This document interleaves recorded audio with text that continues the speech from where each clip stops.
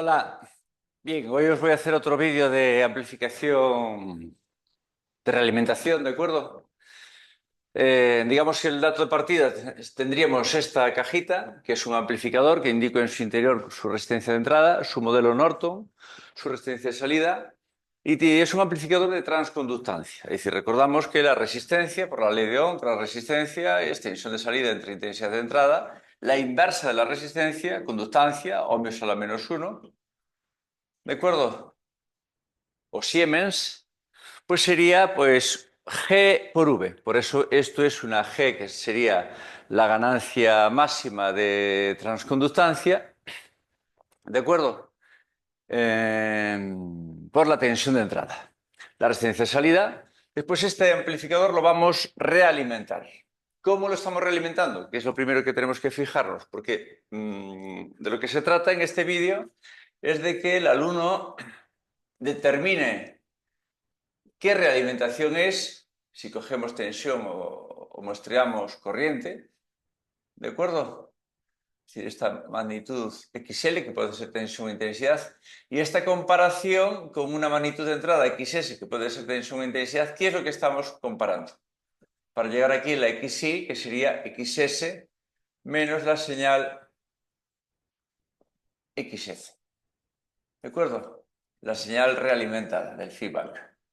Bien.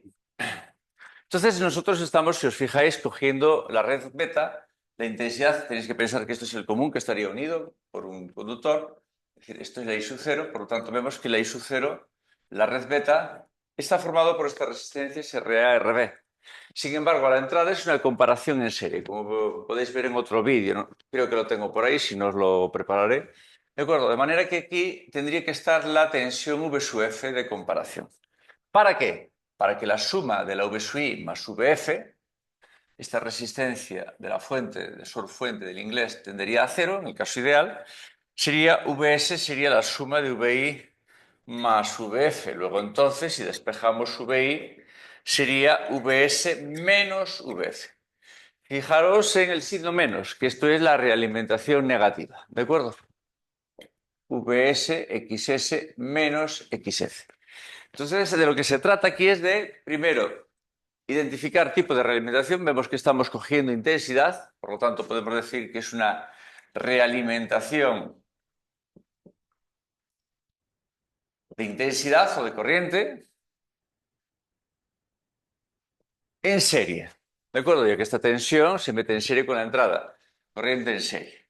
Es decir, hablamos de intensidad a la salida, intensidad a la salida y tensión a la entrada. Por lo tanto, la ganancia de tensión del amplificador realimentado, G sub MR, G sub MF, como queráis, es la ganancia del amplificador sin realimentar, que sería esta, corriente de salida entre tensión de entrada, antes de meter la red beta, ¿de acuerdo? No esta, ya que esta sería la máxima, que sería en cortocircuito, partido de 1 más beta, la G sub M. El objetivo, pues el primer objetivo era identificar el tipo de realimentación, que lo tenemos identificado. Y el segundo objetivo es calcular la red de realimentación. También vamos a marcarnos como objetivo dibujar un esquema sin la realimentación, pero que sí incluya el efecto de la realimentación en el circuito de entrada y en el circuito de salida, para un más fácil análisis de después de lo que se quisiera calcular. Vale, esto es de vital importancia, conocer este factor, porque este factor interviene después en las frecuencias de corte inferior, frecuencias de corte superior y las impedancias del amplificador realimentado. Bien, por lo tanto, vamos a determinar ahora la red beta. ¿Cómo la determinamos? Vamos a determinar el circuito de entrada. Es decir, ¿a qué me refiero con el circuito de entrada? Pues nos estamos refiriendo con un circuito donde vamos a tener en cuenta el efecto de la carga beta, el efecto de la carga beta, de la red beta, perdón, pero no vamos a tener esta realimentación puesta así. Entonces, si yo quiero el circuito de entrada, lógicamente aquí a la entrada estoy viendo el amplificador de transconductancia con su tensión de entrada. aquí tendríamos la RS, ya no la voy a poner, la RS que tendría a 0, la fuente de señal VS, el inglés source fuente, ¿vale? Y entonces para calcular aquí, para determinar el circuito de entrada, tenemos que ver que el amplificador no afecta a la red beta. Por lo tanto, hay que desconectarlo. La forma de desconectarlo sería interrumpirlo aquí. Sería hacer corriente salida-output igual a 0.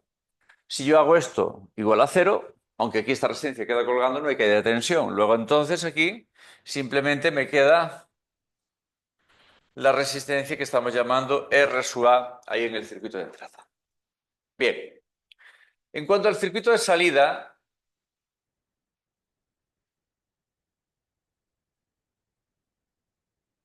por un lado tenemos lo que sería el propio amplificador, ya no nos metemos en detalle de indicar el modelo Norton, nada, con sus terminales,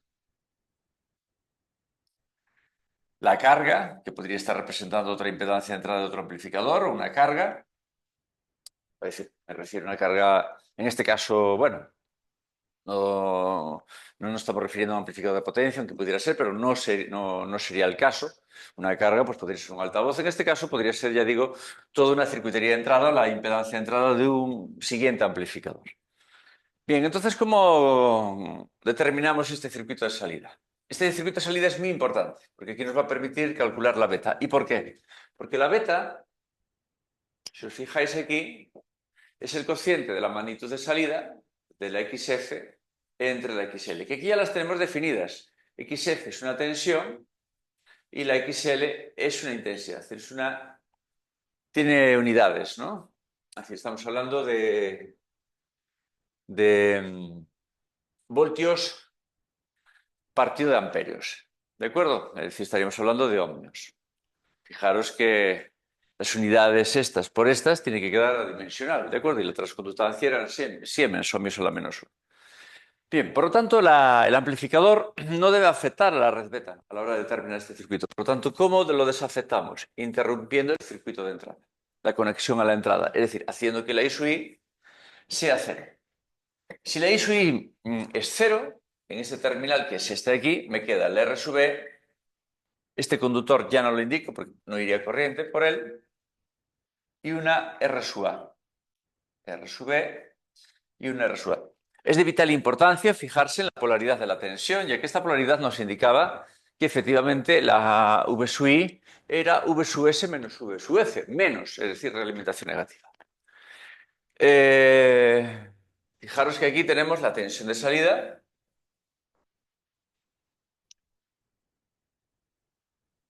V sub 0,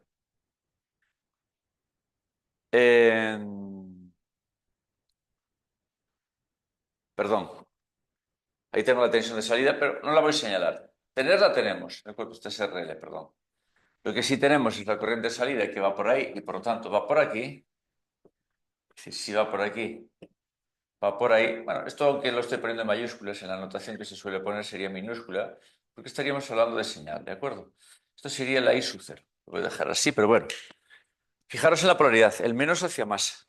La corriente que pasa por ahí, la caída de tensión aquí, sería lo que se realimenta a la entrada. Ahí estaría la señal que estoy comparando con la V sub I. ¿De acuerdo? Es la señal VF, en este caso, que estoy comparando con, perdón, con la V sub S para obtener de resultado la V sub I. Entonces, ¿quién es la beta? Pues la beta es esta relación, que sería V sub F entre I sub 0. ¿Quién es V sub F? La tensión medida, esta intensidad al pasar por aquí con esta polaridad, provoca una caída de tensión así, más o menos. Debéis recordar que cuando por una resistencia circula una intensidad, se provoca una caída de tensión con esta polaridad. ¿De acuerdo? Vale. Podríamos ver esto de una forma fácil. A veces la gente recuerda eso, pero ¿por qué es eso? Es evidente que en el interior del elemento tiene que ir de los potenciales altos a los bajos, o si os imagináis aquí una carga en un punto A tiene un potencial V sub A, esta carga llega a un punto B de potencial V sub B, aquí hubo una degradación de energía en forma de calor. La energía a la entrada es V sub A, va a ser la energía a la salida cuando la carga esté aquí, es una forma así simplista de indicarlo, va a ser el calor producido, un calor positivo. Por lo tanto, es evidente que la energía que hay a la entrada es mayor que la energía que hay a la salida. Es decir, que VA es mayor que VB. ¿De acuerdo? Es decir, de aquí sacaríamos que VA es mayor que VB. Bueno, esta es una aclaración simplemente para ver eso, ¿no? Es decir, que esto de aquí es mayor que eso. Bien, entonces lo que yo decía, la polaridad es esencial, porque puede salir, fijaros que aquí al indicar V sub F, ¿quién es? Es la I sub 0 por RA, pero con signo menos. Es menos I sub 0 por RA con signo menos. Si yo pongo con signo más, pues estaría mal. La I sub 0, la I sub 0 se marcha y la carga, perdón, el efecto de la red beta es una resistencia, son unos ohmios. Recordad que esto eran ohmios a la menos 1, de manera que me queda este factor adimensional para sumar con el 1, que evidentemente es adimensional.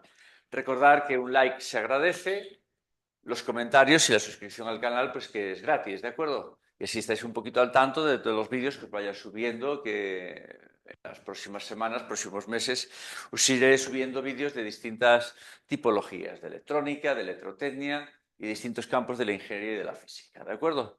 Pues nada, gracias por la visualización y hasta otro.